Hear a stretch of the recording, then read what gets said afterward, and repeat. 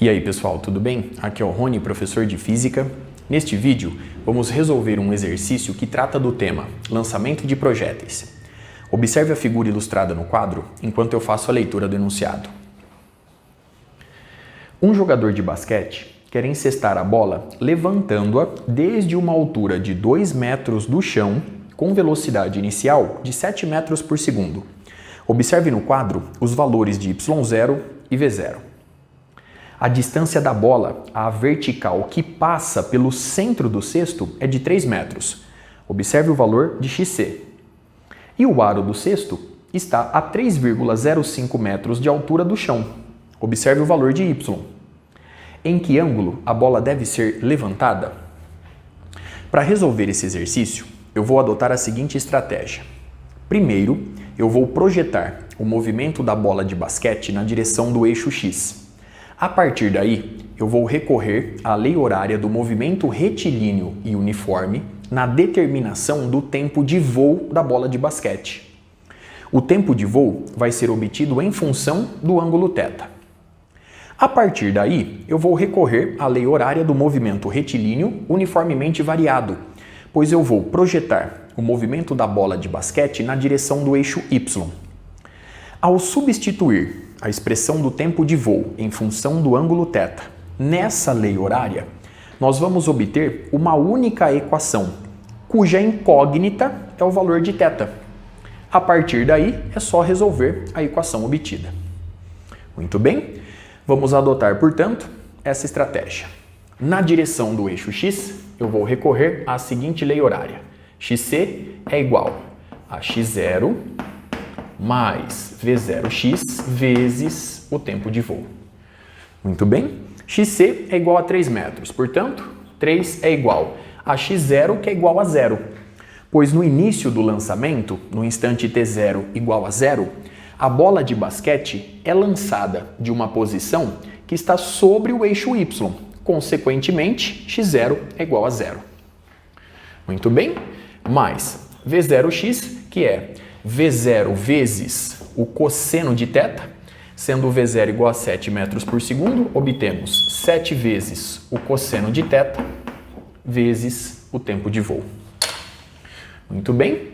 A partir dessa igualdade, vemos que o tempo de voo é dado por 3 sobre 7 vezes o cosseno do ângulo θ.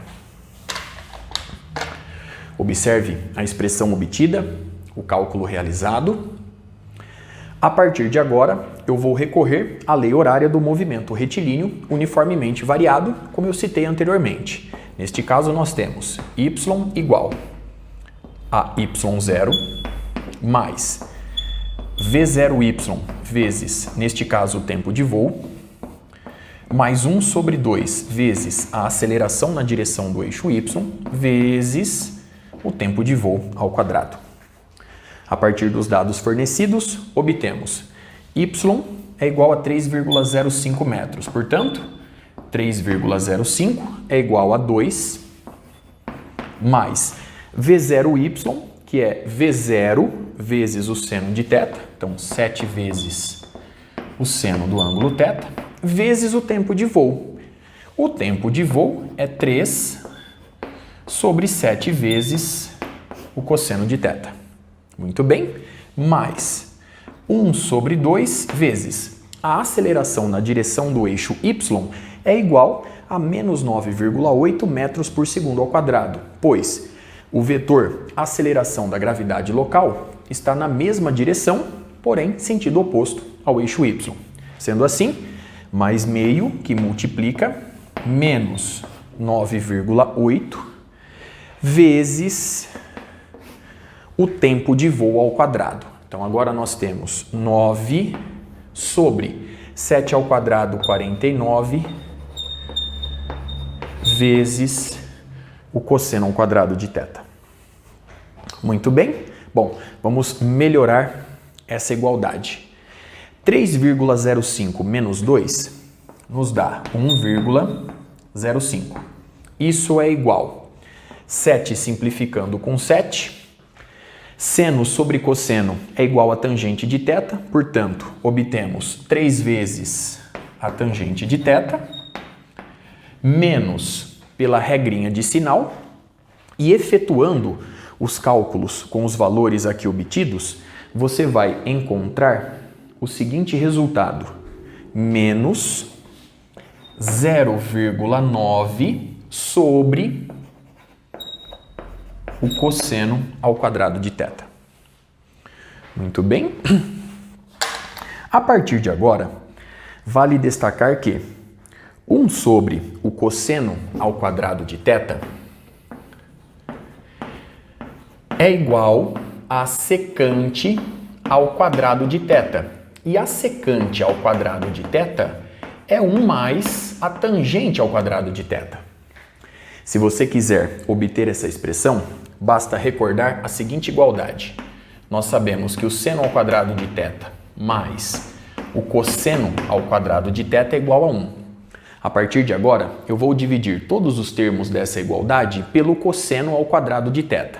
Observe, seno ao quadrado de θ sobre o cosseno ao quadrado de θ nos dá tangente ao quadrado de θ, mais cosseno ao quadrado de θ sobre o cosseno ao quadrado de θ, 1. E isso é igual a 1 sobre o cosseno ao quadrado de θ, que é justamente a secante ao quadrado de θ, como eu queria demonstrar. Muito bem, observe a expressão obtida. Sendo assim, a equação abaixo pode ser reescrita da seguinte forma. Então, a partir de agora, nós temos 1,05 é igual a 3 vezes a tangente de θ menos 0,9 que multiplica 1 sobre o cosseno ao quadrado de θ, ou seja, 0,9 que multiplica a secante ao quadrado de θ. Logo, 0,9 que multiplica 1 mais a tangente ao quadrado de θ. Muito bem. Observe a expressão obtida até aqui. Nós podemos melhorá-la ainda mais. Observe que 1,05 é igual a 3 vezes a tangente de θ menos, fazendo a distributiva, menos 0,9 menos 0,9 vezes a tangente ao quadrado de θ. Perceba que a gente acaba de obter uma equação do segundo grau na variável tangente de θ. Muito bem. Vamos jogar todos esses termos para o lado esquerdo da igualdade agora. Então eu vou obter 0,9 vezes a tangente ao quadrado de θ menos 3 vezes a tangente de θ mais 1,05 mais 0,9. Portanto, mais 1,95. E isso tudo é igual a zero. Eu vou melhorar essa equação do segundo grau, dividindo agora todos os termos por 0,9. E com isso, nós vamos obter a seguinte equação. Então vamos lá. 0,9 por 0,9 dá 1. Então o primeiro termo é justamente a tangente ao quadrado de θ. Menos 3 tangente de θ sobre 0,9. 3 dividido por 0,9 corresponde a 30 dividido por 9. 30 dividido por 9 corresponde a 10 terços. Portanto, menos 10 terços vezes a tangente de θ. Muito bem? Mais 1,95 dividido por 0,9. Isso corresponde a 19,5 dividido por 9. Dividindo por 3 o numerador e o denominador, nós vamos obter mais 6,5 dividido por 3. Tudo isso igual a zero. Muito bem. Observe a equação do segundo grau obtida e os cálculos realizados até aqui. A partir de agora, nós vamos em busca das raízes reais dessa equação do segundo grau. Para obtê-las, eu vou calcular inicialmente o valor de delta. Delta é igual AB elevado ao quadrado menos 4AC. Observando a equação do segundo grau, vemos que B corresponde a menos 10 terços, A é igual a 1 e C é igual a 6,5 dividido por 3. Consequentemente, delta fica dado por menos 10 terços elevado ao quadrado vai nos dar 100 sobre 9, menos 4 vezes o A, que é 1, 4. 4 vezes 6,5 dividido por 3. Isso vai nos dar 4 vezes 5, 20, vai 2. 6 vezes 4, 24, mais 2, 26. Portanto, menos 26 terços. O mínimo múltiplo comum entre 9 e 3 é 9. 9 dividido por 9 dá 1, vezes 100, 100, menos 9 dividido por 3 dá 3. 3 vezes 26. 3 vezes 6, 18, vai 1. 3 vezes 2, 6 e 1 que foi 7. Portanto, 78. Consequentemente, delta é igual a 22 nonos. Muito bem. Observe o resultado obtido. Para determinar os valores da tangente de θ, nós vamos agora recorrer à seguinte expressão. A tangente de θ é igual a menos o valor de B, mais ou menos a raiz quadrada de delta sobre o dobro de Azinho. Muito bem? Sendo assim, obtemos a seguinte divisão. Menos B, menos 10 terços. Isso nos dá 10 terços. Mais ou menos a raiz quadrada de delta. Como a raiz quadrada de 9 é igual a 3, eu vou obter aqui mais ou menos a raiz quadrada do número 22 sobre 3. Muito bem? Sobre o dobro de Azinho. Azinho é igual a 1 e, portanto, eu vou dividir por 2. Logo, a tangente do ângulo θ fica dada por 10 terços mais ou menos a raiz quadrada de 22 sobre 3 dividido por 2. Eu posso reescrever essa fração da seguinte forma. 10 mais ou menos a raiz quadrada de 22 sobre 3 vezes 2. Eu vou jogar o número 3 para o denominador. Então, 3 vezes 2, 6. Sendo assim, obtemos as duas raízes para essa equação do segundo grau. Se você efetuar os cálculos a partir desse resultado obtido, você vai encontrar os seguintes valores para a tangente de θ. Bom, a tangente de θ1, considerando aí um dos valores obtidos, se você calcular 10 menos a raiz quadrada de 22 sobre 6, você vai encontrar a tangente de θ1 igual a 0,885 aproximadamente. Se você considerar agora 10 mais a raiz quadrada de 22 sobre 6, você vai encontrar a tangente do ângulo θ2 igual a aproximadamente 2,45. Muito bem? Efetuando o cálculo a partir dos dois resultados obtidos, você vai encontrar que θ1 corresponde ao ângulo aproximadamente igual a 41,6 graus e θ2 corresponde ao ângulo aproximadamente igual a 67,8 graus.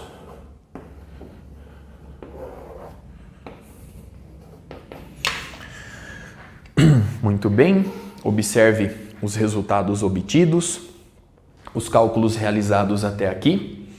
Vamos agora analisar as duas raízes obtidas a partir da equação do segundo grau. Dando sequência à resolução do exercício, observe agora alguns dados obtidos para cada ângulo de inclinação. Vimos há pouco que o ângulo θ1 vale 41,6 graus e o ângulo θ2 vale 67,8 graus. Se nós calcularmos o tempo de voo para cada ângulo de inclinação, utilizando essa expressão obtida há pouco na resolução do exercício, nós vamos encontrar os seguintes valores. Para θ1, o tempo de voo é igual a 0,57 segundo e o tempo de voo para o ângulo θ2 é igual a 1,13 segundo.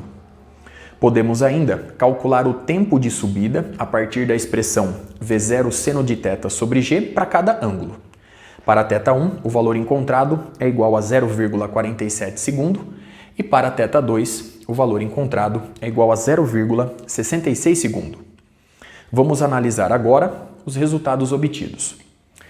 Perceba que, para o ângulo θ1, a diferença entre o tempo de voo e o tempo de subida é muito pequena.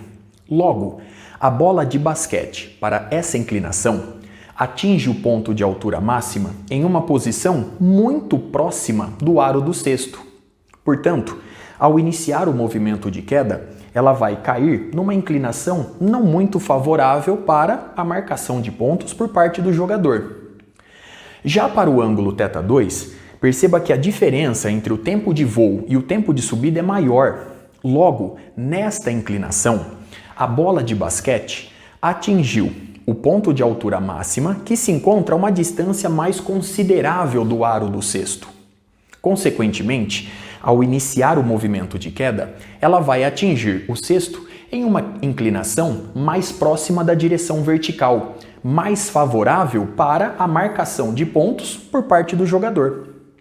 Consequentemente, nós vamos desprezar, nós vamos jogar fora a solução θ1 e assumir como correta a inclinação θ2. Muito bem? Com isso, eu encerro este vídeo. Até a próxima.